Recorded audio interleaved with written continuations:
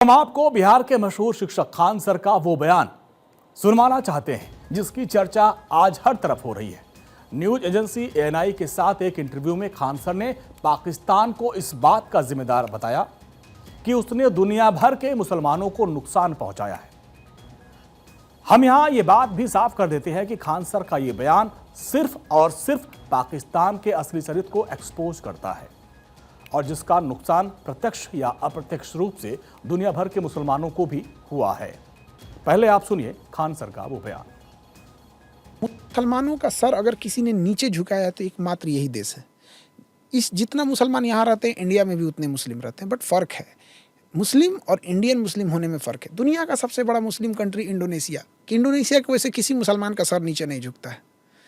Dubai Muslim country है, उसके वजह से किसी मुस्लिम का सर नीचे नहीं झुकता है। बहरीन, कतर, सऊदी अरब, हम लोग सीखते हैं सऊदी अरब से कि वैसा कानून इंडिया में होना चाहिए कि किसी महिला के साथ अगर कुछ हो रहा है या किसी के साथ जघन्य अपराध को तो हाथ काट दो। हम लोग रोल मॉडल दिखाते हैं।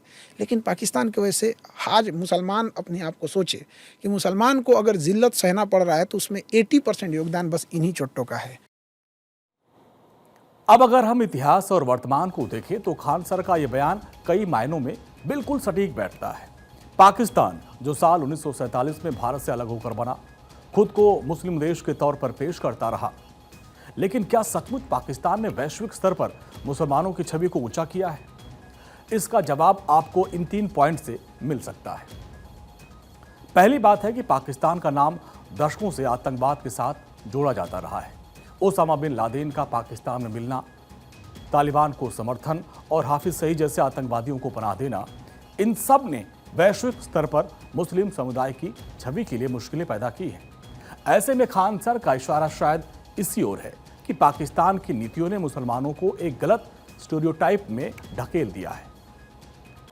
9/11 के बाद इस्लामोफोबिया एक वैश्विक समस्या बन गई है, लेकिन इसकी जड़ में पाकिस्तान की वो नीतियां हैं जिन्होंने जिहाद को बढ़ावा दिया है।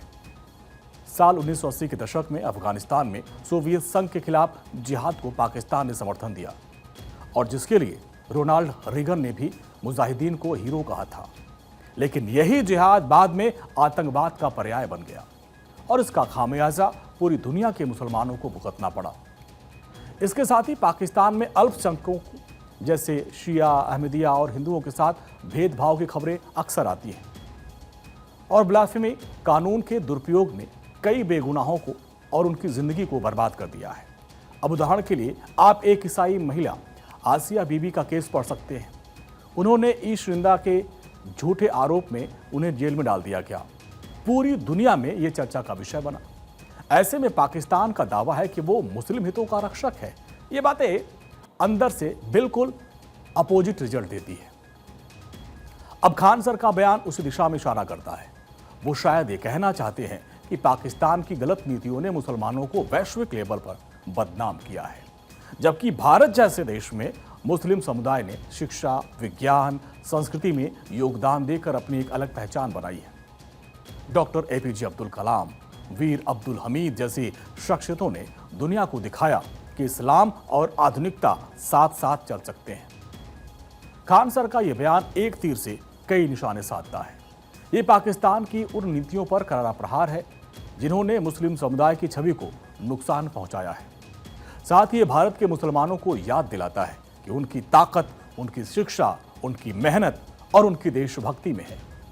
ये बयान विवादित हो सकता है, लेकिन ये एक कड़वी सच्चाई की ओर इशारा करता है। पाकिस्तान ने मुसलमानों के हितों की आड़ में सिर्फ अपने हित साधे हैं और इसका खामियाजा कहीं न कहीं पूरी दुनिया के मुसलमानों को उठाना पड़ता है।